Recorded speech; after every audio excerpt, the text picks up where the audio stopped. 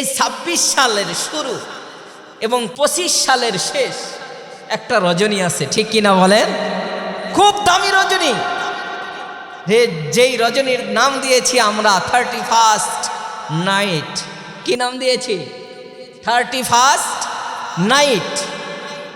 প্রথম রজনী, প্রথম রাত্রি শেষ হওয়ার পরে প্রথম দিন যে আসবে, এই জন্য আমরা অপেক্ষায় থাকবো, ঠিক কিনা বলেন? অপেক্ষায় থাকবো কিনা? আসলে কি এক রাত্রি অপেক্ষা করা এটা কি আমাদের তরিকা? এটা কোনো তরিকা না। আমি সংক্ষিপ্তভাবে বলি, আমাদের জন্য একটি রাত্রি জাগরণ করা কোরআন হাদিসে কোনো জায়গায় আসে নাই। সুবহানাল্লাহ বলেন। এক রাত্রির কথা আসে না। বিশেষ গুরুত্বপূর্ণ রাত্রি তাফসীরের ভিতরে আসছে 5টা। কয়টা? 5টা গুরুত্বপূর্ণ। এরপরে আল্লাহর জমিনে দিন এবং রাত ইবাদতের জন্য উন্মুক্ত, এবং রাত্রে যদি আপনি ইবাদত করেন আরো বেশি সওয়াব হবে তাহাজ্জুদের নামাজে, ঠিক কিনা বলেন? এক দিবস, এক রাত্রি আর এক নাইট পালন করা এটা আমাদের ধর্মের কোনো কালচার না, এটা আমাদের কালচার না। ঠিক আজকে আপনারা এই আলোচনা শুনে একটু মাথায় রাখবেন যে হুজুর বলেছেন ঠিক 31 তারিখের যখন 12টা বাজবে, 12টা বাজার পর দেখবেন ঘড়ির দিকে তাকানোর পর 0000 6টা জিরো থাকবে। কয়টা জিরো? কথা বলেন। 0 আওয়ার্স। সময়ের নাম কি? 0 আওয়ার্স। এই 0 আওয়ার্সের পরেই কেউ আতশবাজি নানান অনুষ্ঠান করবে, আছে কি না বলেন? এই অনুষ্ঠানটা আমাদের ধর্মের না, তাহলে কোন ধর্ম থেকে আসছে? আজ থেকে যদি একটু আমাদের পূর্বপুরুষের দিকে তাকানো যায়, বেশি দিন না, আজ থেকে 20 বছর আগে এ নামও কেউ শোনে নাই, ঠিক কিনা বলেন? 31st night. এই 20-25 বছর, বিশেষ করে 10 বছর যাবৎ, 15 বছর যাবৎ ব্যাপকভাবে এটার প্রচার চলতেছে 31st নাইটে। এটা আমাদের ধর্মের কোনো কালচার না। রোম সম্রাট তারা 3000 বা 3 কোটি, 30 কোটি বা 3 কোটি দেবদেবীর পূজা করত। আবার কোনো বর্ণনায় এসেছে 33 কোটির পূজা করত। কত? 33 কোটি দেবদেবীর পূজা। এদের মধ্যে গডফাদার যিনি ছিল, সবচেয়ে বড় খোদা, তার নাম হলো জানুস। কি নাম? জানুস। এখন বলবেন আমাদের মুফতি সাহেব হুজুর কোরআন থেকে বলতেছেন না মুখে মুখে বলতেছেন? জানি না সঠিক ইতিহাস। সঠিক ইতিহাস জানার জন্য আমার জবান আর কোরআন এটা না, বর্তমান যুগের সোশ্যাল মিডিয়া, আপনাদের সবচেয়ে উল্লেখযোগ্য মুফতি, সবচেয়ে নামি দামি মুফতি সোশ্যাল মিডিয়ায় যিনি আছে, এই গুগল লানতুল্লাহি আলাই, এখানে সার্চ দেবেন। সার্চ লিখবেন ইংরেজিতে JANUS, দেবতা, ইংরেজিতে লিখবেন জানুস দেবতা। এই জানুস দেবতা লেখার পর দেখবেন সেখানে সব বিস্তারিত ইতিহাস আসবে। আমি নিজে সকালে দেখেছি। তার 2টা মাথা। কয়টা মাথা? মাথা কয়টা? 2টা। এক মাথা হলো এই বছর 25 সালের জন্য, আরেকটি মাথা হলো 26 সালের জন্য। 25 সালের মাথার কাছে যায় বলবে, ওই দেবতার কাছে সিজদা করে, এবছর যা কিছু করেছি তুমি মাফ করে দাও। আর 26 সালের মাথার কাছে যা বলবে যে পুরা বছর যেন ভালো চলতে পারি, খাইতে পারি, হাল চাষ ইত্যাদি করতে পারি, তুমি আমার ভাগ্যে লিখে দাও। নাউজুবিল্লাহ, জোরে বলেন নাউজুবিল্লাহ। তার হাতে চাবি আছে, চাবি মানে ব্যবসায়িকদের রাজা, হাতে একটা লাঠি আছে। আপনার যদি জান্নাতে যেতে হয় তাহলে জানুস দেবতাকে যদি না মানেন তাহলে আপনি জান্নাতে যেতে পারবেন না। নাউজুবিল্লাহ, জোরে বলেন। সব চাবি কার কাছে? জানুসের কাছে। সব চাবি কার কাছে? জানুসের কাছে। আপনি যত ভালো কাজ করেন না কেন, জান্নাতে যাওয়ার পর ওই দরজার চাবি, আমরা যেমন বলি আসসালাতু মিফতাহুল জান্নাহ, নামাজ হলো চাবি, তাদের কাছে হলো জালুসের চাবি। এর মানে জান্নাতে যাওয়ার পর ওখান থেকে ফিরে আসতে হবে, জালুসের কাছে চাবি নিতে হবে, ওই চাবি নিয়ে আপনি স্বর্গে যেতে পারবেন। নাউজুবিল্লাহ, একটু আসতে বলেন। এটা হলো রোম সম্রাটের, রোম ধর্মের সবচেয়ে প্রধান হাতিয়ার জালুস। এখান থেকেই নামকরণ করা হয়েছে জানুয়ারি। এখান থেকে কি নাম করা হলো? জানুয়ারি। বছরের প্রথম শুরুর দিন যেটা হবে সেই দিনের মাসের নামকরণ হলো জানুয়ারি, জানুস থেকে। বিস্তারিত ইতিহাস দেখবেন, বলার সময় আমার নেই। তাহলে এক মাথা দিয়ে এই বছর 25 সাল, আরেকটি মাথা দিয়ে 26 সাল। তাহলে তো এইভাবে প্রত্যেক বছরে 31 নাইট পালন করবেন, আর আপনার জীবনের গুনাহ মাফ হয়ে যাবে। আর জানুস চাবি দেবে, আর চাবি দিয়ে আপনি স্বর্গে চলে যাবেন। টেনশন আছে?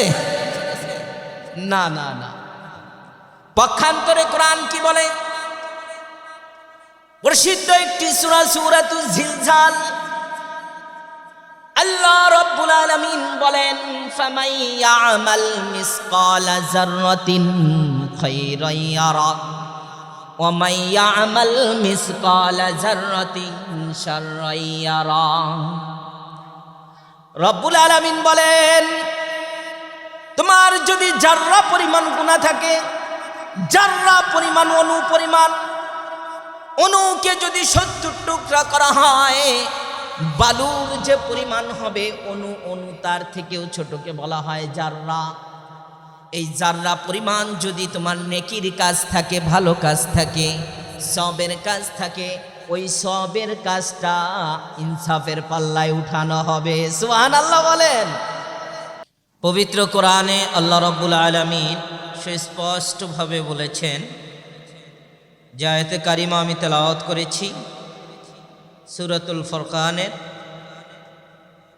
67 নম্বর আয়াত এবং 68, 69, 70 নম্বর আয়াত।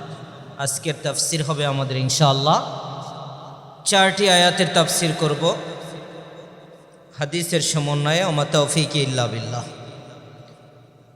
নবীজি সাল্লাল্লাহু আলাইহি ওয়াসাল্লামের অসংখ্য হাদিস থেকে একটি হাদিসের অংশ মিশকাত শরীফ, আবু দাউদ শরীফ, দুটি বিখ্যাত গ্রন্থ থেকে, হাদিসের কিতাব থেকে পাঠ করেছি। মান তাশাব্বাহা বিকৌমিন ফাহুয়া মিনহুম। এই হাদিসের সারাংশ হলো, যে যার সাথে সাদৃশ্য রাখবে, সম্পর্ক রাখবে, যার চলন গতি নিয়ে চলবে, কালচার নিয়ে বড় হবে, হাসরের মাঠে তার সাথেই কিয়ামত হবে। এটা দুইটা দিক হতে পারে। যদি ভালো মানুষের সাথে চলেন, আলেম ওলামা এবং কোরআনওয়ালা, নবীওয়ালা, দ্বীনওয়ালা, তাবলীগওয়ালা, আল্লাহওয়ালা, মসজিদওয়ালা, তার সাথেই আপনার হাসর নাসর হবে। নিশ্চিত থাকতে পারবেন আল্লাহ আমাকে মাফ করে জান্নাত দান করবে। আর যদি আপনার চলাফেরা সব কিছু কালচার,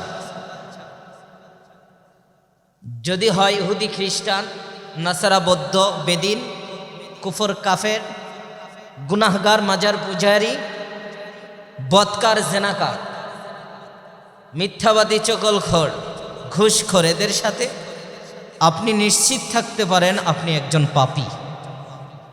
জান্নাত জাহান্নাম কার হাতে? আল্লাহর হাতে। আয়াত সাক্ষী দেয়। আমরা গত জুমায় বলেছিলাম মুমিনের পরিচয়, শেষ 3টি পরিচয় দিয়ে আমরা যাব। রব্বুল আলামিন বলেন, ওয়াল্লাযীনা ইযা আনফাকু লাম ইউসরিফু ওয়া লাম ইয়াকতুরু ওয়া কানা বাইনা যালিকা কওয়ামা। আমি যে অর্থ সম্পদ দিয়েছি তোমাকে, ধন দৌলত দিয়েছি, এই টাকাগুলো তুমি বেহুদা কোনো জায়গায় খরচা করিও না, গুনার কাজে দিও না, এবং টাকাগুলো তুমি কার্পণতা করে ধরে রেখো না দান সদকা থেকে, এবং স্ত্রী আহলিয়া, হকের পথে, দিনের পথে, এ সমস্ত জায়গা থেকে আবার কার্পণতা করিও না। তাহলে মধ্যম পন্থা অবলম্বন করো। নবীজি বলেছেন, মধ্যম পন্থা হলো আমার পছন্দনীয়, খায়রুল উমুরি আওসাতুহা। রব্বে কারিমের পর পবিত্র কোরআনে আরেকটি গুণ উল্লেখ করেছেন, ওয়াল্লাযীনা লা ইয়াদউনা মা'আল্লাহি ইলাহান আখার। আমি রবের সাথে কাউকে শরীক করিও না, মানে শিরিক করিও না। কি করিও না? শিরিক করিও না। সূরাতুল লোকমানে লোকমান আলাইহিস সালাতু ওয়াস সালাম লোকমান তার সন্তানকে বলেছিল, সন্তানেরা তোমরা মালিকের সাথে কুফরি করিও না, শরীক করিও না। ইন্না শিরকা লাযুলমুন আযীম, শিরক হলো কঠিন মারাত্মক গুনাহ, তোমরা শিরক করিও না। তাহলে শিরক করা যাবে, এটা আমাদের বুঝে আসছে ভাই। শিরক যে করা যাবে না, আমি লম্বা আলোচনা করেছিলাম শরীক কাকে বলা হয়। শরীক মানে আল্লাহর সাথে আল্লাহর সিফাত এবং আল্লাহর জাতের মধ্যে, শক্তির মধ্যে অন্যকে সাব্যস্ত করা, অংশীদার মনে করা। তাহলে পূর্ণ একটি বছর চলে গেল, এই বছরের রিজিক কে দিয়েছেন? কথা বলেন। হায়াত, মৌত, সুস্থতা এসব কিছু কে দিয়েছেন? আল্লাহ। একটি বছর আমরা পার করলাম, এখন হায়াত, মৌত, সুস্থতা, নিয়ামত সব কিছুর বিশ্বাস রাখতে হবে এবং সব কিছুর শক্তিবান হলো আমার রব, এই বিশ্বাস রাখতে হবে। এই জায়গায় যদি আপনি অন্য কাউকে বলেন, এর নাম কুফরি, শিরক। এর নাম কি? কুফরি এবং শিরক। এটা মাজার হতে পারে, কোনো দেব দেবী হতে পারে, দেব দেবীও হতে পারে, মাজারও হতে পারে, যা আমার সন্তান দিবে। আসলে সব কিছুর মালিক কে? আল্লাহ। এটার নাম শরীক, অংশীদার সাব্যস্ত করা। আবার 25 সাল শেষ, সামনে 26 সাল, ঠিক কিনা বলেন? এই 26 সাল আমার যদি হায়াত থাকে, এসব কিছু কে দিবেন? আল্লাহ। এই বিশ্বাসের নাম হলো ঈমান, আর এই বিশ্বাস না রাখার নাম হলো কুফরি। বিশ্বাস না রাখার নাম কি? কুফরি। আমরা এই নিয়ে এই আয়াতটির একটু তাফসীর করি, এরপরে আমরা দ্বিতীয় অংশে যাব।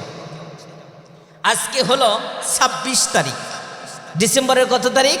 একটু অল্প সময় নেব আপনাদের কাছে, শুধু দিবসটা নিয়ে কথা বলবো। আজকে তারিখটা কত? 26 তারিখ, ডিসেম্বরের 26 তারিখ। আর মাত্র আমাদের হাতে খুব বেশি সময় নেই, এরপরেই চলে আসবে নতুন বর্ষ। আজকে হলো 25 তারিখ, চলে আসবে, আজকে হলো 25 সাল, চলে আসবে 26 সাল, ঠিক কিনা বলেন? বেশি দিন নাই। রজব মাসের আজকে হলো 6 তারিখ। রজবের কত তারিখ? 6 তারিখ। রজবে নবীজি বলেছেন, তোমরা দোয়া পড়ো, আল্লাহুম্মা বারিক লানা ফি রজব ওয়া শাবান ওয়া বাল্লিগনা রমাদান। বিস্তারিত আলোচনা আগামী জুমা ইনশাআল্লাহ হবে। তো আজকে হলো 26 তারিখ, অল্প কিছুদিন আমাদের সামনে, আগামীতে আসছে আবার 1 তারিখ, ঠিক কিনা বলেন? সাল হবে কত? 26। কত সাল হবে? 26 সাল। এই 26 সালের শুরু এবং 25 সালের শেষ একটা রজনী আছে, ঠিক কিনা বলেন?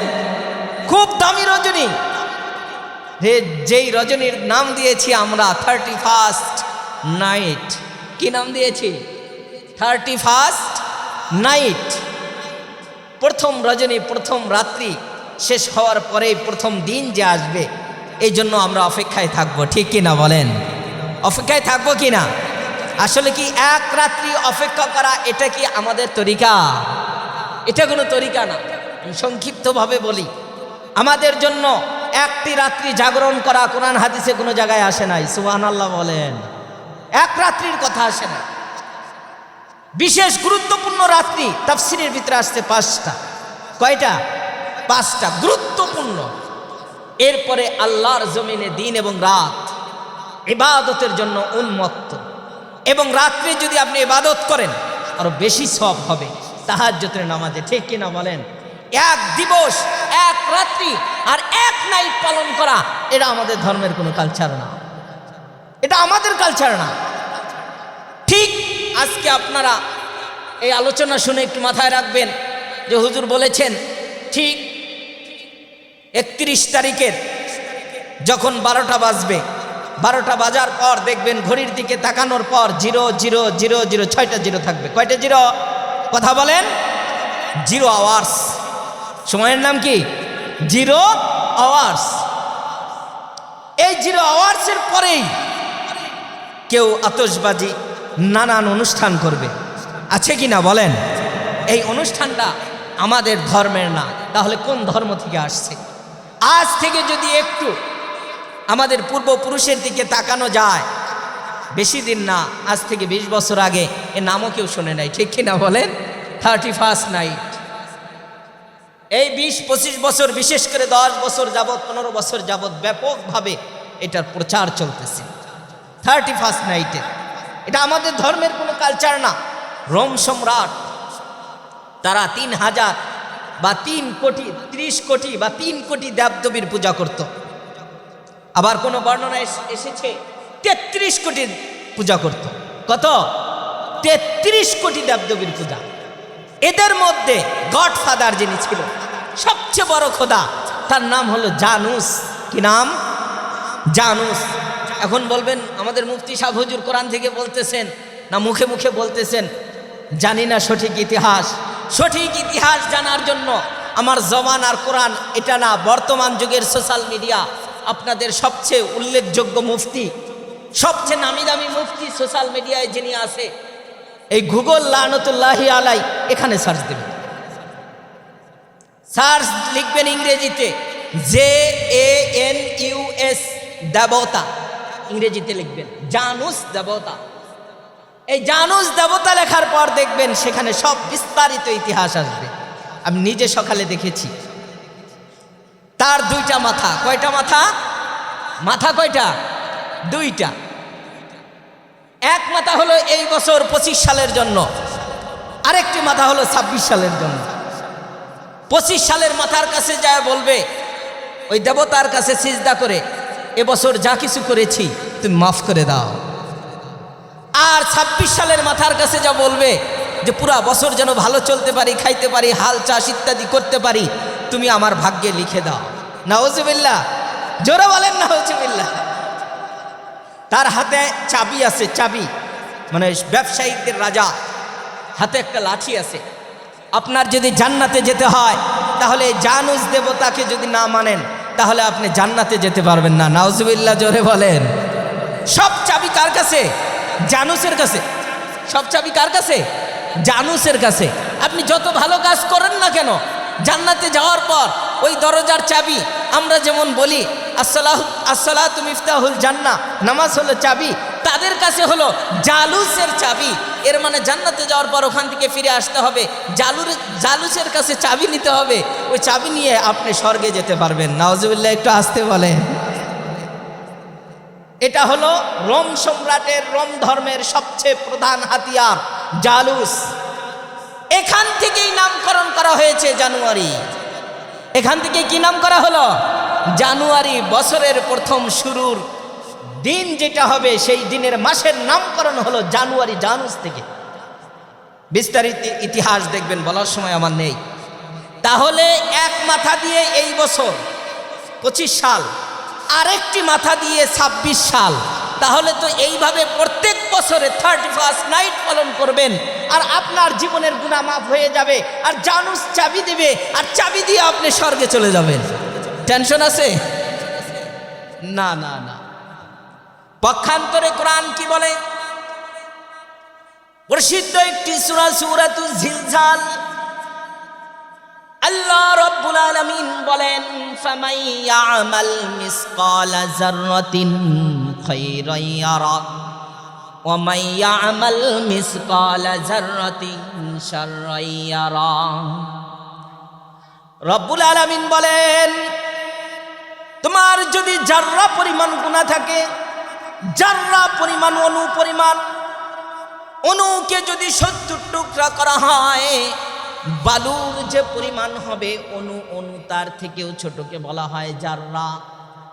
এই জাররা পরিমাণ যদি তোমার নেকির কাজ থাকে, ভালো কাজ থাকে, সবের কাজ থাকে, ওই সবের কাজটা ইনসাফের পাল্লায় উঠানো হবে। সুবহানাল্লাহ বলেন। কোনদিন হঠাৎ করে বলেছিলেন যে ভাই আপনি মসজিদে আসেন, হঠাৎ বলেছিলেন এইটাও আল্লাহর দরবারে কবুল হবে। ও ভাই আপনি অন্যায় করেন কেন? ভাই শুক্রবার দোকানটা বন্ধ করেন, নামাজের জন্য আজান হয়েছে, ভাই চলেন না নামাজ যাই। ছোট ছোট আমল, ঠিক কিনা বলেন? অথচ আপনার কথায় কর্ণপাত করে নাই, আসে নাই। মালিক বলে তোমার এই দাওয়াতটা আমার পছন্দ হয়েছে, কিয়ামতের ময়দানে এই উসিলায় আমি তোমাকে গুনাহ মাফ করতে পারি। সুবহানাল্লাহ বলেন। আবারও আপনি গুনার কাজের মধ্যে অংশ নিয়েছেন, ছোট ছোট গুনাহ, যা অহেতুক মস্কারি মজাক, এমনি একজনকে একটু টোকা দিলেন, থাপ্পড় দিলেন, ছোট্ট করে বকা দিলেন, গাড়ি আপনার যাচ্ছে, এরপরেও আরেকজন ভাইকে একটু গালি দিয়ে বললেন তোর বাড়ি কোথায় রে, ঠিক কিনা বলেন? ছোট ছোট শব্দে আপনি গালি দিলেন। রব্বুল আলামিন বলেন ওমাই আমাল মিসকালা যাররাতিন শাররাই ইয়ারা। এই যে গুনাহ খারাপ, এটাও ইনসাফের পাল্লায় উঠানো হবে। তাহলে আমার উচিত বছর শেষ, একটা বছরে 365 দিন, ঠিক কিনা বলেন? ইংরেজি হিসাবে 365টা ঈদ আপনার জন্য সাজানো ছিল। এই ঈদগুলো একের পর এক পড়তে পড়তে এই যে আর 4-5 দিন পর 365টি ঈদ আমার জীবন থেকে সরে গেছে, ঠিক কিনা বলেন? তাহলে আমার উচিত আমার এক বছরে আমি কি করেছি, আমার হিসাব নিকাশের সময়, যেমন দেখবেন অনেক সরকারি ডিপার্টমেন্টে এখন হিসাব হচ্ছে শেষ বছর হিসাবে, ঠিক কিনা বলেন? নতুন বর্ষ আসছে, আপনারও জীবনের ব্যালেন্স শিট তৈরি করা দরকার। আমার হায়াত যদি 60 বছর হয়, এই 60 বছরের এই বছরের 365 ঈদ খসে পড়েছে, ঠিক কিনা বলেন? নতুন বর্ষ আসছে, আল্লাহ তুমি আমার গুনাহগুলো মাফ করে দাও, তুমি আমার গুনাহ মাফ করো। আপনার তওবার সবচেয়ে ইম্পর্টেন্ট উপযুক্ত সময় হলো এখন। আর আপনি এটা বাদ দিয়ে ইহুদি খ্রিস্টান কালচারদের সেই জালুস দেবতাদের পূজা করতেছেন আর তার অনুসরণ করতেছেন। নবীজি বলেছেন, আবু দাউদ শরীফের হাদিস, তোমার হাসর নাসরও ওই জালুসের সাথেই হবে, বলেন না নাউজুবিল্লাহ। এই জন্য ভাই, এই ধর্ম আর আমাদের যে ধর্ম, রোম সম্রাটের ধর্ম, এটা এক না। আমাদের ধর্মের ভিতরে ভালো কাজ করলে আল্লাহ জান্নাত নসিব করবেন, ওয়াদা করেছেন। এই জন্য আমাদের ব্যালেন্স শিট তৈরি করি, আমাদের হিসাব নিকাশ করি। আমরা যেখানে যে দলে থাকি না কেন, দল বল নির্বিশেষে আমরা ইসলামকে মানি, ঠিক কিনা বলেন? এর আগেও বলেছিলাম, দল হলো দুনিয়াতে, আখিরাতে এক দল। আখিরাতে কয় দল? এক দল থাকবে, শুধু জান্নাতি আর জাহান্নামী, ঠিক কিনা বলেন? ছোট্ট একটা এক্সাম দিয়ে আমি আলোচনায় যাচ্ছি। দেখেন এই আঙ্গুলগুলো একটু ফাঁকা ফাঁকা আছে কিনা বলেন, কথা বলেন, আমার ইশারার দিক দেখেন আছে কিনা। এক একটা আঙ্গুলের এক একটা নাম, ঠিক কিনা? এক একটা আঙ্গুলের এক একটা নাম, শাহাদাত আঙ্গুল, ঠিক কিনা? এইভাবে নাম আছে, 5টা আঙ্গুলের 5টা নাম আরবিতে আছে, ইংরেজিতে আছে, বাংলাতে আছে। তেমনি ভাবে এই 5টা আঙ্গুলই আমাদের প্রয়োজন, প্রয়োজন কিনা? প্রয়োজন। দুনিয়াতে এরকম দেখেন দল রয়েছে, আওয়ামী লীগ, বিএনপি, হেফাজতে ইসলাম, জাতীয় পার্টি, চরমনায়, আছে কিনা? ফাঁকা ফাঁকা হয়ে চলতেছে সবাই, সবাই কি ফাঁকা ফাঁকা, আমার আঙ্গুলও ফাঁকা ফাঁকা। কিন্তু যখন আমরা খাবার খাই তখন কি এক আঙ্গুল দিয়ে খাই? কথা বলেন না, 5টা আঙ্গুলকে এক জায়গায় করে মুঠ করে খাবার খাই, ঠিক কিনা বলেন? তেমনি ভাবে দল বল নির্বিশেষে যে যেখানেই থাক না কেন, ইসলামকে ধরতে হবে এইভাবে 5টা আঙ্গুল ভাত ধরার মতো, ঠিক কিনা বলেন? এইভাবে ধরতে হবে, তরিকা একটাই হতে হবে, রাস্তা একটাই হতে হবে, কিতাবও একটাই হতে হবে, স্রষ্টাও একটা, নবীও একটা, বলেন না সুবহানাল্লাহ। এই জন্য আমাদের উচিত দুনিয়াতে যত দলাদলি করি না কেন, অবশেষে ইসলামের বিরুদ্ধে যদি কোনো কথা বলে, দেখবেন এখানে যারা বসেছেন আলহামদুলিল্লাহ, আরও আসবে ভাইরা, আপনাদের মধ্যে বিএনপি নাই, আছে কিনা? কত ভয়ের তো কারণ নাই কিনা, আমি কোনো রাজনৈতিক কথা বলবো না, আছেন কিনা বলেন? আছেন। এরপরে আওয়ামী লীগ আছেন, জাতীয় পার্টি আছেন, এরপরে হেফাজতে ইসলাম, চরমনাই আছেন কিনা? এখানে সব গ্রুপের লোকরা আছেন, কিন্তু সবাই মিলে এই বাইতুল নাজাতে এসেছেন, ঠিক কিনা বলেন? সবাই এক আল্লাহকে সিজদা করার জন্য এসেছেন, দলাদলি বাহিরে, ভিতরে সিরাতে মুস্তাকিম, ঠিক কিনা বলেন? এই জন্য আমাদের ঈমান এমন রাখতে হবে, কলবটাও বড় রাখতে হবে, চেতনাও বড় রাখতে হবে। আমি দল বল নির্বিশেষে এক আল্লাহ, এক কোরআন, এক হাদিস, এক নবী, আল কোরআন, এক আল্লাহর ধর্ম পৃথিবীর জমিনে আমার মানতে হবে। কেউ যদি এটা না বাধা দেয়, আমি ওই 5 আঙ্গুলের মতো আমরা সবাই মিলে ধরবো এবং তাকে ছিঁড়ে পিটে শেষ করে দেবো, ঠিক কিনা বলেন? এটা আমাদের চেতনা রাখতে হবে। এই জন্য কোনো ইহুদি খ্রিস্টানের কালচার আমাদের মাঝে আসা যাবে না, ইসলামী কালচার থাকবে। ইসলামী আদর্শ থাকবে। আল্লাহ রাব্বুল আলামিন বলেছেন তোমরা শিরিক করিও না, ওই জালুসের অনুসরণ করিও না, আতশবাজি করিও না। ওই 31 নাইট আর একটা রাত্রি তোমরা কি করবে? উদযাপন করবে, আনন্দ করবে। এটা ইসলামের ধর্ম না। তোমার উচিত ওই দিন রাত্রে তাহাজ্জুদের নামাজ পড়ে পড়ে আল্লাহর কাছে দোয়া করা, আল্লাহ আমার জীবন থেকে 365 ঈদ চলে গিয়েছে, তুমি আমাকে মাফ করে দাও, তুমি আমাকে ক্ষমা করে দাও। এমন তো হতে পারে যে আপনার এই বছরেই মৃত্যু হয়ে যাবে, ঠিক কিনা বলেন? এই জন্য রব্বে কারিম বলেন ওয়াল্লাযীনা লা ইয়াদউনা মা'আল্লাহি ইলাহান আখার। আমি রবের সাথে ওই জালুস নেতা, জালুস দেবীকে তুমি এক জায়গায় করিও না, আমি রবের সাথে করিও না। তুমি তোমার হিসাব কষাও, তুমি তোমার ব্যালেন্স শিট তৈরি করো। রব্বে কারিম বলেন ওয়ালা ইয়াকতুলুনান নাফসাল্লাতী, কাউকে অবৈধভাবে হত্যা করিও না, কাউকে খুন করিও না। এরপরে রব ডাক দিয়ে বলেন যদি জিহাদের ডাক আসে, হারামাল্লাহ, হত্যা করা মহাপাপ। যদি জিহাদের ডাক আসে ইল্লা বিল হাক্কি ওয়ালা ইয়াজনুন, তাহলে তুমি কোনো আদর্শবান যোগ্য নেতার পিছনে গিয়ে এলায়ে কালিমাতুল্লাহর জন্য তুমি জিহাদ করো। সুবহানাল্লাহ বলেন। ডাক আসতে হবে, পরামর্শ হবে। এরপরে দেখেন ওয়ালা ইয়াজনুন, জেনা করিও না, নারীদেরকে তোমরা হয়রানি করিও না, নারীদেরকে উত্তপ্ত করিও না, অবৈধ রিলেশন করিও না। রব্বে কারিম বলেছে যদি তুমি এগুলা করো, এই কাজগুলো তোমার মধ্যে পাওয়া যায়, তাহলে তুমি মুমিন হতে পারবে না। পাক্কা মুমিন হওয়ার সুযোগ তোমার নাই, তোমার সুযোগ নাই, তোমার শুধু গুনাহ আর পাপ হতে থাকবে।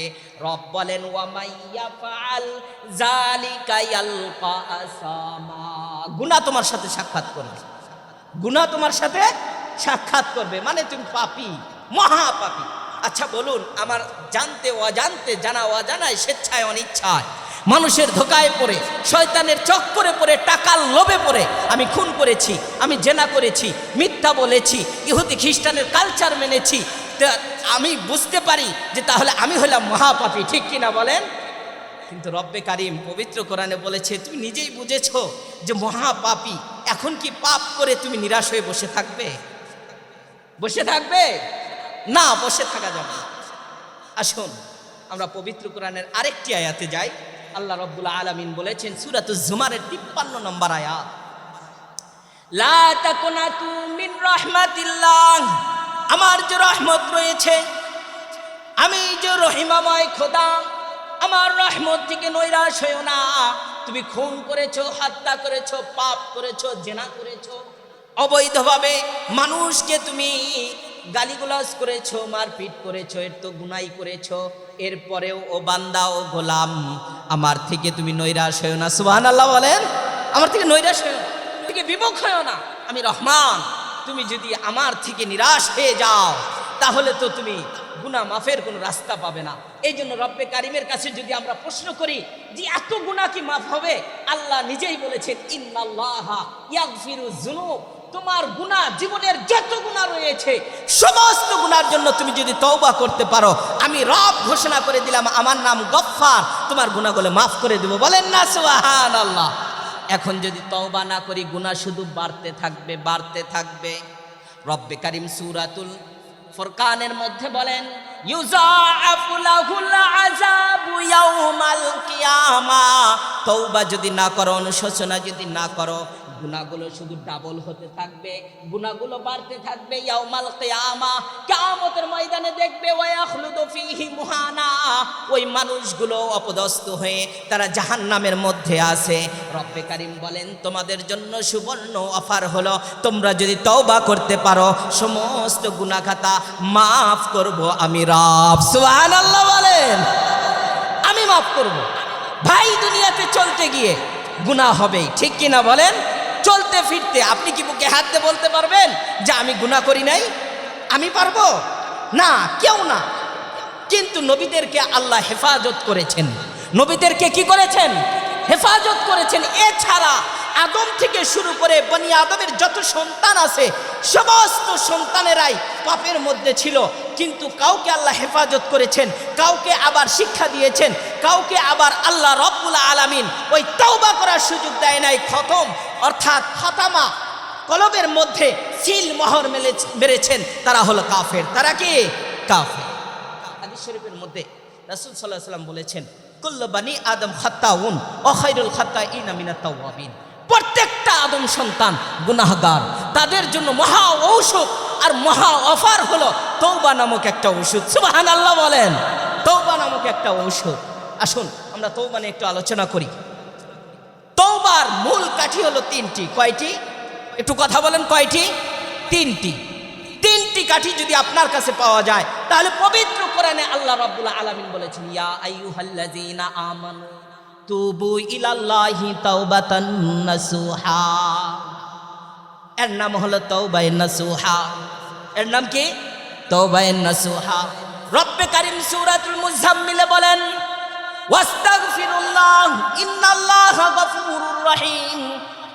আস্তাগফিরুল্লাহ ওয়াস্তাগফিরুল্লাহ, এই শব্দ বলো রব তোমাকে মাফ করে দিবে। সুবহানাল্লাহ বলেন। সূরাতুন নাসরে বলছেন, ফাসাব্বিহ বিহামদি রাব্বিকা ওয়াস্তাগফির, ইস্তিগফার করো, ইন্নাহু কানা তাওয়াবা। আল্লাহ রাব্বুল আলামিন তওবা কবুলকারী, উত্তম তওবা কবুলকারী। রব্বে কারীম বলেন, লা তাকনাতু মিন রাহমাতিল্লাহ, আমার রহমত থেকে নৈরাশ হয়ো না। রব্বে কারীম বলেছেন, ইন্নাল্লাহা ইউহিব্বুত তাওয়াবিনা ওয়া ইউহিব্বুল মুতাতাহিরিন। আমি তওবাকারীকে বড়ই ভালোবাসি, যে তওবা করে আমি রব তাকে গুনাহগুলো মাফ করে দেই। সুবহানাল্লাহ বলেন। তাহলে তওবার কথা পবিত্র কোরআনে অহরহ জায়গায় আল্লাহ বলেছেন, তওবার কথা বলেছেন। রাসূল সাল্লাল্লাহু আলাইহি সাল্লাম বলেছেন, তওবা করো। তওবা হলো মহা ঔষধ। তওবা জিনিসটা কি? এটা তো আমরা সহজেই বুঝি। তওবা কখন করি? তওবা মৃত্যুর আগে দেখবেন হুজুর নিয়ে যায় বাসায়, ঠিক কি না বলেন? এটা অন্য মাইন্ডই নেবেন না। উচিত ছিল আগে থেকেই নিজের তওবা নিজে করা। হুজুর ওই সময় তওবা করাবে, এমন তো হতে পারে তার জবান থেকে অন্য কিছু বের হয়ে যাবে, ঠিক কি না বলেন? তওবার মূল সময় হলো আপনার গুনাহ আপনি বুঝতে পেরেছেন, তাহলে আপনি তওবা শুরু করে দেন। এটা কোনো সময় নাই। এখন থেকে, আজকে থেকে, এই মুহূর্ত থেকে, যে আমি তো রাজনৈতিক লাইনে, সামাজিক লাইনে চলতে ফিরতে ফ্যামিলিগত অবস্থায় কত সময়, কত ছলনা আর কত মিথ্যা আর কত বানোয়াটি করেছি। এখন থেকে তওবা করতেছি, আজকে থেকে এই মুহূর্তে, যে আমি তওবা করি, আল্লাহ আমার গুনাহগুলো মাফ করে দাও। বলেন না সুবহানাল্লাহ। এটা হলো তওবা। তওবার তিনটা ফর্মুলা। এক নম্বরে হলো আপনি যে গুনাহগুলো করেছেন, আপনি যে কোনো কারণে একজনকে হত্যা করেছেন, ঠিক কি না বলেন? শয়তানের ধোকায়, টাকার লোভে আপনি হত্যা করেছেন, এটা পাপ কি না বলেন? মহাপাপ, জীবন নিয়ে খেলা করা। তাহলে আপনি একটা গুনাহ করেছেন। আপনার সুবর্ণ সুযোগ এইভাবে অতীতে আপনার 30 বছর, 15-12 বছর থেকে আজ পর্যন্ত 60 বছরে হিসাব করে আপনার যা হয়েছে এই অতীতগুলোকে স্মরণ করা, অনুশোচনা। আমি কি কি করেছি? আমি অজান্তে, হুজুর আমি বুঝি নাই, ছোটকালে এই গ্রামের একজন গ্যাং ছিলাম, ঠিক কি না বলেন? কত অপরাধ যে করেছি কেউ জানে না, জানে কে? আল্লাহ। সুতরাং আল্লাহর কাছে এই গোপনে একটু তওবা করে নেন। আল্লাহ, কেউ তো জানে না, তুমি তো জানো আমি কি করেছি, তুমি জানো। এই অনুশোচনা করা। এরপর আপনার যে অভ্যাসটা ছিল সেই অভ্যাসটা সঙ্গে সঙ্গে পরিত্যাগ করা। আপনার মানুষ মারা নেশা ছিল, এটা ছেড়ে দেন আপনি।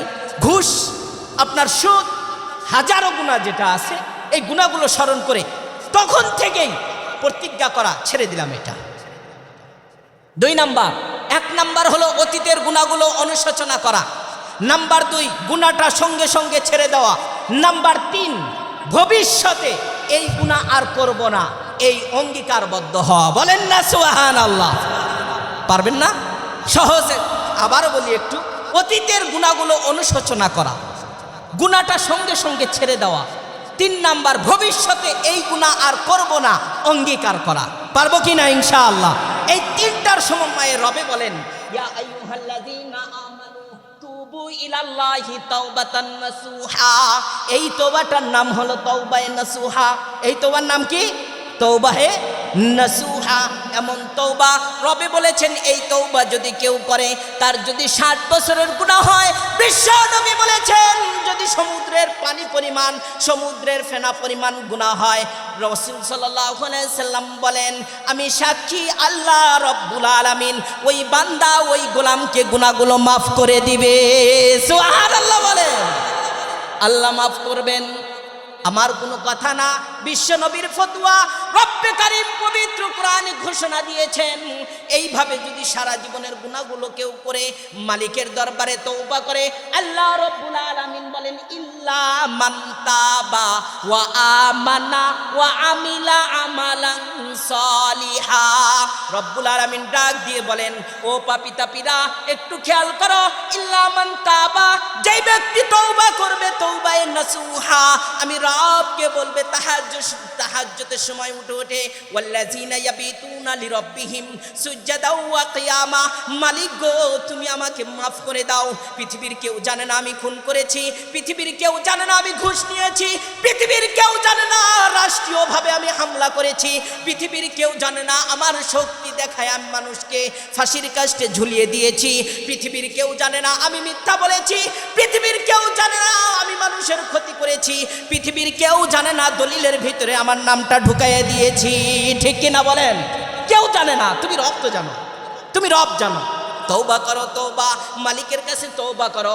মালিকে বলেন এইভাবে যদি কোনো ব্যক্তি তওবা করে ও আমিলা আমালান সালিহা, নিয়ত করে জীবনে আর কোনোদিন গুনাহ করবে না, আর অতীতের গুনাহগুলো স্মরণ করে, আমি মালিক বলি পবিত্র জবান থেকে, পবিত্র কোরআন সূরাতুল ফুরকান থেকে দেখে নেবেন শেষ পৃষ্ঠার ভিতরে আল্লাহ রব্বুল আলামিন বলেন ফাউলাইকা ইউবাদদিলুল্লাহু সাইয়্যাতিহিম হাসানাত। আমি রব ঘোষণা করে দিলাম যদি সে 5 লক্ষ গুনাহ করে থাকে, কয় লক্ষ? কথা বলেন, এক্সাম 5 লক্ষ, অথবা 99টা খুন করেছে, কয়টা খুন? বুখারীর বর্ণনা, নবীজি বলেন এরপরেও যদি 99টা খুন করার পর সে তওবা করার নিয়ত করেছে, আলেমের কাছে যাবে, হুজুরের কাছে যাবে, যাওয়ার পথে দেখে একজন গুনাহগার জিনাখোর মৃত নারীর সাথে সে জিনা করতেছে, একজন মৃত্যু লাশ নারী তার সাথে আবার জেনা করতেছে, চিন্তা করলো 99টা খুন করেছি, আমি যাব তওবা করতে, রাস্তার ভিতরে এই অবস্থা, এটাও শেষ করে তারপরে তওবাটা করে নেই। যখন শেষ করলো, শেষ করার সঙ্গে সঙ্গে গায়েব থেকে আওয়াজ চলে আসছে বুখারীর হাসিয়ায় যে আল্লাহ রব্বুল আলামিন ওই বান্দাটাকে নিষ্পাপ করে দিয়েছে। বলেন সুবহানাল্লাহ। যা আমরা বলি যে মিজান ডাকাত, আসলে মিজান ডাকাত বলতে কোনো জিনিস না, এটার নাম দেওয়া হয়েছে যে সে 99টা খুন করেছে, 99 খুনের পর 100 খুনে তার গুনাহ মাফ। সুবহানাল্লাহ বলেন। 100 খুনে গুনাহ মাফ মানে সবের কাজ করেছে, এখানে সবচেয়ে বড় তওবার কাজ করেছে। কোন কাজে কোন সময় এবং কার হাত ধরে কখন যেন গুনাহ মাফ হবে আপনি বলতে পারবেন না। এই জন্য রব্বে কারীম বলেছে তুমি তওবার নিয়ত করো, তওবা যদি করো 60 বছরের গুনাহগুলো তোমার লিস্টে হয়েছে, আমি রব ঘোষণা করে দিলাম ওই 60 বছরের গুনার পরিবর্তে 10 গুণ করে সওয়াব সেই 60 বছরের গুনার জায়গায় বসানো হবে। সুবহানাল্লাহ বলেন। আপনার গুনাহ যত বেশি অফার তত বেশি। আশ্চর্য কথা হুজুর, গুনাহ যত বেশি অফার তত বেশি, এটা আবার কেমন কথা? গুনাহ যত বেশি অফার তত বেশি, মানে আপনি যদি 70 বছরের গুনাহ করে থাকেন 70,000, রব বলেছেন যে এখানে সাইয়্যাতিহিম হাসানাত, আমি নেকি দ্বারা গুনার পরিবর্তে ডাবল করে বসায় দেব 10 গুণ। তাহলে 10টা গুনাহ যদি হয়ে থাকে আপনি গুনাহ সওয়াব পাবেন 10 10 100। আর যদি আপনার 10 লক্ষ হয়ে থাকে হিসাব করেন, রবের ঘোষণা এটা। কিন্তু তওবা করতে হবে তওবায়ে নাসুহা, কঠিন আকারের তওবা। আপনি খুন করেছেন, খুনের একটি ইতিহাস বলি ছোট্ট। বিশ্বনবীর জামানায় রাসূল সাল্লাল্লাহু আলাইহি ওয়াসাল্লাম দোয়া করেছিলেন, দোয়ার মধ্যে মক্কা শরীফের প্রথম অবস্থায় যারা মুসলমান হয়েছে একজন সাহাবী খুবই সুন্দর ছিল, আবু লাহাবের মেয়ের ঘরের নাতনির স্বামী, আবু লাহাবের মেয়ের ঘরের নাতনির স্বামী, নাম হলো প্রসিদ্ধ সাহাবী, ওই জায়গায় সে কাফের ছিল, প্রসিদ্ধ একজন কাফের। এই কাফের বিশ্বনবীর কাছে যাবেন ঈমান গ্রহণ করার জন্য। কিসের জন্য? ঈমান গ্রহণ, কালিমা পড়ার জন্য যাবেন। দাহিয়া ছিল তার নাম। কি নাম ছিল? কথা বলেন কি নাম? দাহিয়া কলবি, আরবি শব্দ দাহিয়া কলবি। কিন্তু দাহিয়া নামে পরিচিত ছিল। দাহিয়া রাত্রে ঘুম যাইতে পারে না, যেদিকে যায় ওদিকে শুধু ছটফট ছটফট অবস্থা, কঠিন অবস্থা দাহিয়ার। রাত্রেও যখন ঘুমাইতে যায় দাহিয়া, হঠাৎ করে তার ওই সন্তানের কথা মনে হয়ে যায়, শেষ সন্তান জামিলার কথা মনে হয়। জামিলা এরপরে তার স্ত্রীর সাথে পরামর্শ করে বিশ্বনবীর কাছে যান কালিমা পড়ার জন্য। বিশ্বনবীকে বলেন, ইয়া রাসূলুল্লাহ, আমি যদি তওবা করি আর কালিমা গ্রহণ করি তাহলে কি আল্লাহ রাব্বুল আলামিন আমার গুনাহ মাফ করবে? রাসূল সাল্লাল্লাহু আলাইহি ওয়াসাল্লাম বললেন, ইল্লা মান তাবা ওয়া আমানা ওয়া আমিলা আমালান সালিহা ফাউলাইকা ইউবাদদিলুল্লাহু সাইয়্যাতিহিম হাসানাত। রবে ঘোষণা করেছেন তুমি যদি তওবা করো আল্লাহ মাফ করবে। দাহিয়া আবার ডান পাশে চলে যায়, ইয়া রাসূলুল্লাহ, মনে হয় আমার গুনাহগুলো মাফ হবে না। আবারও ডান পাশে যায়, বাম পাশে যায়, ছোটাছুটি করে। বিশ্বনবী বলেন, তুমি কি গুনাহ করেছো মালিকে মাফ করবে না? জিবরাইল আলাইহিস সালাতু ওয়াস সালাম নাজিল হলেন। বিশ্বনবীর সামনে দাহিয়ার সুরত নিয়ে এসেছেন। দাহিয়া ছিল চমকদার এবং সুন্দর, আবু লাহাবের মতোই সুন্দর ছিল দাহিয়া। সেই যুগের একজন সুদর্শন পুরুষ ছিল দাহিয়া।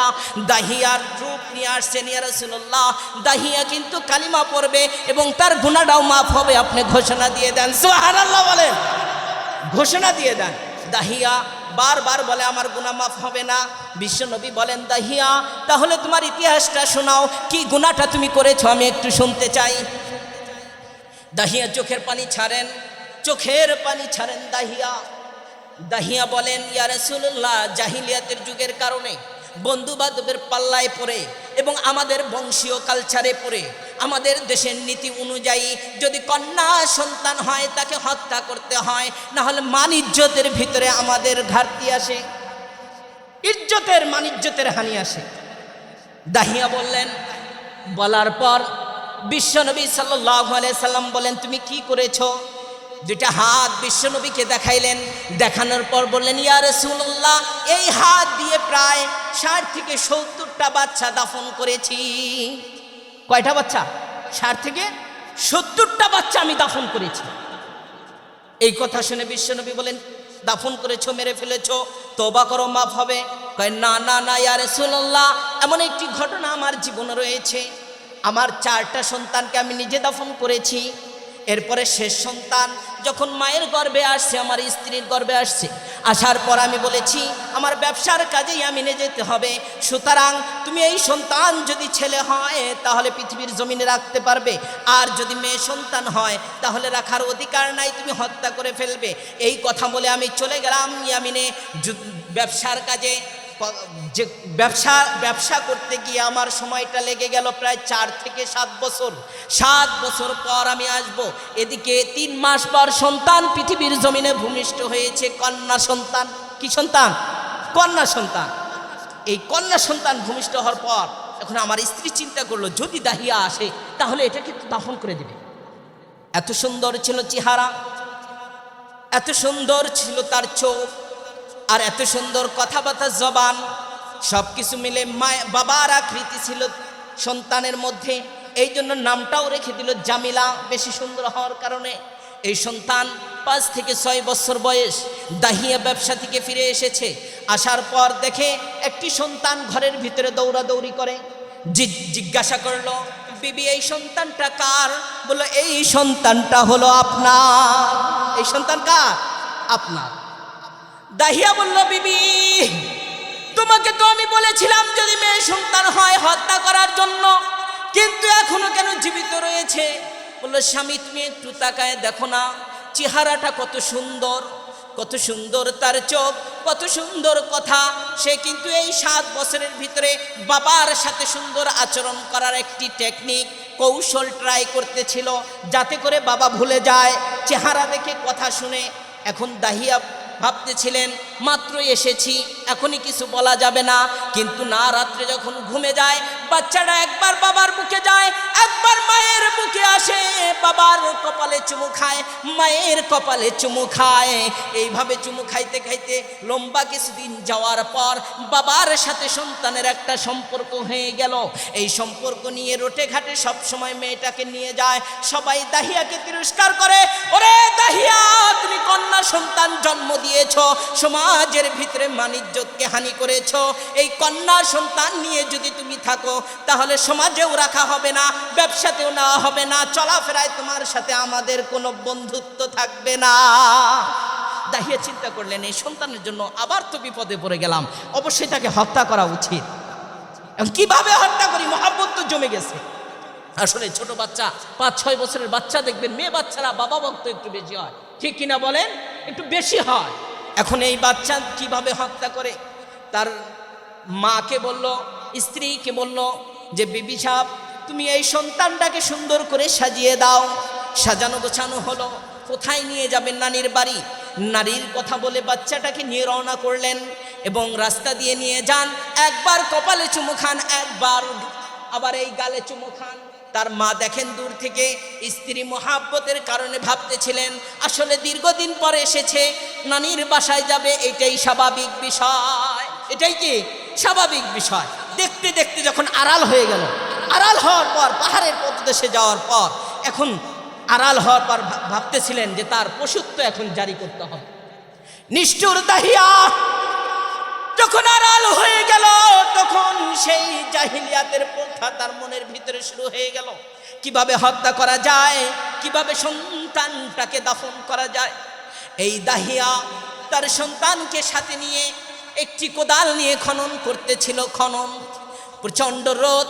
এই রোদের মধ্যে দাহিয়া বলে, ঘামতে ঘামতে আমার ঘামগুলো যখন চেহারা দিয়ে বেয়ে পড়ে, তখন আমার ওই সন্তান, ছোট্ট মানুষ, পরশ মাখা হাত দিয়ে আমার এই মুখটা মুছে দেয় এবং জামা দিয়ে মুছে দেয়। বাবা, তুমি এখানে কেন এই কাজটা করো? এই প্রচণ্ড গরমের ভিতরে তুমি না বলেছ নানার বাড়ি যাবে?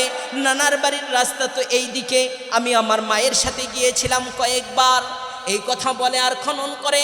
খনন যখন শেষ হয়ে গেল, শেষ হওয়ার পর নিষ্ঠুর দাহিয়া ওই কলবের মধ্যে মোহর মেরেছে রব। এই জন্য তার ভিতরে দয়া মায়া নাই। পিছন দিক থেকে বাচ্চাকে জড়ায় ধরলো। বাচ্চা ভাবতেছিল বাবা মনে হয় আমাকে আদর করবে। না না না, ওই দাহিয়া তার সন্তানের দুটো হাত বেঁধে ফেললেন এবং পা দুটো বেঁধে ফেললেন। পা দুটো বেঁধে ফেলে যখন জমিনের মধ্যে পড়ে গেল, সন্তান জামিলা চিৎকার দিয়ে বলে, বাবা, আমি বুঝতে পেরেছি গো বাবা, তুমি আমাকে এখানে কেন নিয়ে এসেছো। আমার মা বলেছিল তুমি নাকি বহুত নিষ্ঠুর একজন মানুষ। আমি বিশ্বাস করতে পারি নাই যে তুমি আমার মতো কন্যাকেও হত্যা করবে। আমি বিশ্বাস করতে পারি নাই। এরপরেও যখন এই কূপের কাছে নিয়ে, গর্তের কাছে নিয়ে ধাক্কা দিয়ে ফেলে দিল, ফেলে দেওয়ার পর জমিনে পড়ার পর বাচ্চা হাত বের করে দিল। বাবা, কি আমার অপরাধ ছিল? নারীকুলে জন্ম নেওয়ার কারণে কি তুমি আমাকে মারতেছো? না, তোমার বংশের কারণে। ও বাবা, তুমি আমাকে মারিও না, আমাকে মেরে ফেলো না, আমার জানে ভিক্ষা দাও। আমি আর কোনোদিন তোমার বাড়িতে যাব না, তোমাকে বাবা বাবা বলে ডাকবো না। আব্বু, তুমি যদি আমার কারণে সমাজে মুখ না দেখাইতে পারো তাহলে তুমি আমাকে ছেড়ে দাও, আমি একদিকে চলে যাব, প্রয়োজনে আমি ভিক্ষা করে খাবো, এরপরেও কোনোদিন তোমার পরিচয় দেব না। দাহিয়া বলেন, হুজুর, কিন্তু আমার নিষ্ঠুরতার কারণে, আমার ওই মায়া মহব্বত তার কথা কলবে আসে নাই। আমি ওই জাহিলিয়াতের কারণে, বর্বরতার কারণে বড় একটি পাথর নিলাম। পাথর, এই পাথরটা নিয়ে তার মাথা বরাবর টার্গেট করে মেরে দিলাম। মেরে দেওয়ার পর মাথা থেকে ফেঁকে দিয়ে রক্ত বের হয়ে আমার চেহারাটা রঞ্জিত হয়ে গেল। এরপরেও আমার কোনো দয়া মায়া নাই। আমি পিছন দিকে তাকিয়ে আরো কিছু পাথর নিলাম। পাথর করে নিয়ে একের পর এক মারতেছিলাম। আমার মেয়ে একটা মাত্র কথাই বলেছে, বাবা, আমাকে জানে ভিক্ষাটা দিয়ে দাও। এরপরে হাতটা বের করে আমাকে হাত ছানি দেয়, বাবা, এখনো আমি তোমাকে বলি, তোমার পরিচয় আমি কখনো দিব না। বাবা তুমি আমাকে কেন মেরেছো, বাবা তুমি আমাকে কেন মেরেছো। এইভাবে শুধু বলতে বলতে সে যখন শেষ হয়ে গেল, আমি রাস্তাঘাটে যেদিকে তাকাই শুধু একটা আওয়াজ পাই, বাবা তুমি আমাকে কেন মেরেছো, বাবা তুমি আমাকে কেন মেরেছো। ঘুমিয়ে যাই, ঘুমের ঘরে ওই সন্তান ডাক দিয়ে বলে, আব্বু তুমি আমাকে কেন মেরেছো, কেন মেরেছো। এই শব্দ আমার কানে বাজে, যেখানে যাই সেখানেই বাজে। জানি না কি হলো, কত সন্তান দাফন করেছি, এই শেষ সন্তানের কথাটা আমি ভুলতে পারি না, আমি ভুলতে পারি না। খাবারের টেবিলে মনে হয় বাবা তুমি আমাকে কেন মেরেছো, সব জায়গায় আমার শুধু মনে হয় বাবা তুমি কেন মেরেছো, কেন মেরেছো। এইভাবে আমার চতুর্পাশে একই আওয়াজ। আমার মনে হয় সব গুনাহ যদি মাফ করে দেয় আমার এই গুনাহ মাফ হবে না। বিশ্বনবী বলেন জিবরাইল আলাইহিস সালাতু ওয়াস সালাম নাজিল হয়েছে এবং বলেছে দাহিয়া কলবির সমস্ত গুনাহ খাতা মাফ করে দেওয়া হয়েছে। বলেন না সুবহানাল্লাহ। দাহিয়া কলবি কালিমা পড়ে মুসলমান হলেন। তাহলে আমাদের এখানে বোঝার বিষয়, নিজের সন্তান সহ 70 জন সন্তানকে হত্যা করলেন, এরপরেও খালেস নিয়াতে তওবা করলেন। তওবার কারণে যদি গুনাহ মাফ হয়ে থাকে আমরা তওবা করতে পারবো কি না? আল্লাহ রব্বুল আলামিন আমাদের সকলকে কবুল করুন, সকলে বলি আমিন। আমি নিজে থেকে একটি এলান দিচ্ছি, কাউকে বলতে হবে না, সময় বেশি হয়ে গেছে, দুঃখিত। আমাদের বাংলাদেশের কৃতি সন্তান দেশনেত্রী বেগম খালেদা জিয়ার সন্তান, আমরা সবাই জানি এসেছে গতকাল। এটা আপনারা খুশি না বেজার, কম না বেশি? বেশি, কারণ দেশের সন্তান দেশে এসে দেশের মাটির মহব্বতে, ঠিক কিনা বলেন, এসেছে। এবং যে কথাগুলো 20 মিনিটের বক্তব্য দিয়েছে আমি শুনেছি, আলহামদুলিল্লাহ পুরো বয়ান, প্রত্যেকটা কথার ভিতরে ইনশা আল্লাহ ছিল, ঠিক কিনা বলেন। আল্লাহ যেন তার মনের নেক উদ্দেশ্যকে পূরণ করে, সকলে বলেন আমিন। আল্লাহ যাকে পছন্দ করেন আমাদের দেশের